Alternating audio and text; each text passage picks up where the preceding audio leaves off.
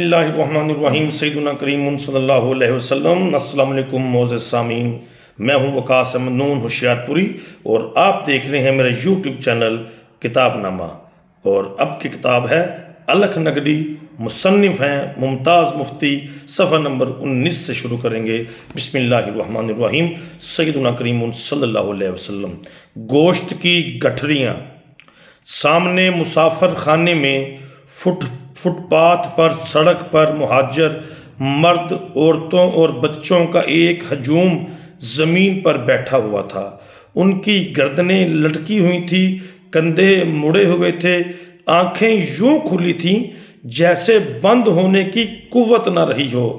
چہرے حیرت اور خوف و ہراس سے بدنما ہو رہے تھے۔ پھر شور بلند ہوا، امرتسر سے گاڑی آ گئی، امرتسر سے گاڑی آ گئی۔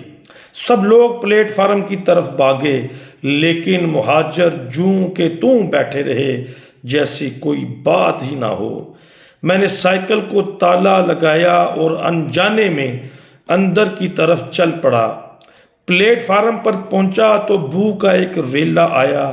میں رک گیا۔ لوگ ناک پر رومال رکھے گاڑی کے ڈبوں میں داخل ہو رہے تھے۔ جب وہ باہر نکلتے تو چہروں پر کراہت کے آثار نمایاں ہوتے۔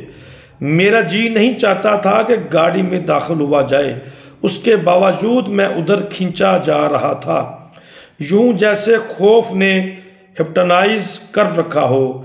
بادلِ ناخواستہ میں ڈبے کی طرف بڑھا، دروازے میں رک گیا۔ وہاں خون کا چھپڑ لگا ہوا تھا۔ سامنے ایک بوڑھی عورت گٹھری کی طرح پڑی تھی، آنکھیں پتھرائی ہوئی تھی، دونوں ہاتھ پیٹ پر تھے، سامنے پیٹ سے نکلی ہوئی آنتوں کا ڈھیر لگا ہوا تھا۔ دیر تک میں بڑھیا کو گھورتا رہا۔ خون کی بو سے طبیعت مالش کر رہی تھی، سر چکرا رہا تھا، نظر دھندلی پڑتی جا رہی تھی۔ گاڑی کے اندر داخل ہونے کی ہمت نہ پڑی۔ دروازے میں کھڑے کھڑے ڈبے کا جائزہ لیا۔ سارے ڈبے میں کٹے ہوئے گوشت کی ڈھیریاں لگی ہوئی تھیں۔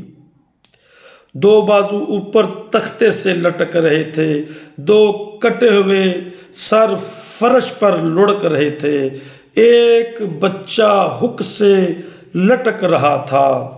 گھبرا کر میں باہر نکل آیا اور پلیٹ فارم کی ایک بینچ پر دھڑام سے گر گیا۔ جی کچا ہو رہا تھا، پلیٹ فارم گور رہا تھا، دل بیٹھا جا رہا تھا۔ جب طبیعت سنبھلی تو قریب ہی سے آوازیں سنائی دیں، یہ گاڑی شملہ سے آئی ہے، سینٹرل گورنمنٹ کے ملازموں کی گاڑی ہے۔ قریب ہی دو شخص آپس میں باتیں کر رہے تھے۔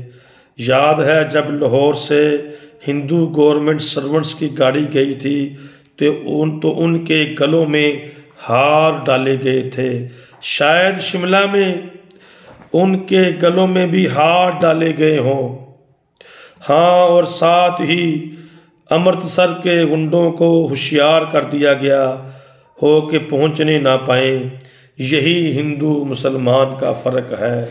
مسلمان اپنے ہاتھ سے قتل کرتا ہے، ہندو دوجے کے ہاتھ سے قتل کراتا ہے۔ ہر دو لعنت میرے دل سے آواز آئی۔ عین اس وقت ایک شخص گاڑی سے نکل کر چیخنے لگا، کوئی بچ کر نہ جائے، کوئی بچ کر نہ جائے۔